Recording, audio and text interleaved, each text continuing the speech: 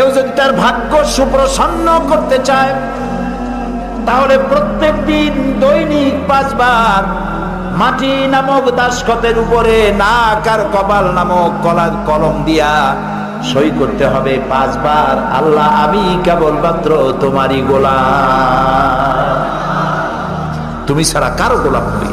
ফজরে একবার, জোহরে একবার, আসরে একবার, মাগরিবে একবার, আবার রাত্রে শুতে যাব তখনও আর একবার। সর্বত্র আল্লাহু আকবার, আল্লাহু আকবার বলেন সবে, আল্লাহু আকবার। সব ক্ষেত্রে আল্লাহু আকবার। পৃথিবীতে যখন আসছিলাম তখন কানে কি শুনেছি মনে আছে? মনে নাই, তবে আপনারা জানেন। আজানের প্রথম শব্দ কি? ইকামতের প্রথম শব্দ কি? নামাজের প্রথম শব্দ কি? জীবনের শেষ নামাজ সালাতুল জানাজা প্রথম শব্দ কি? শেষ শব্দ কি? এর দ্বারা প্রমাণ হলো আমার জন্ম থেকে কবরে যাওয়া পর্যন্ত জীবনের প্রতিটি ক্ষেত্রে আমি গোলাম, আমাকে ঘোষণা করতে হবে আল্লাহু আকবার।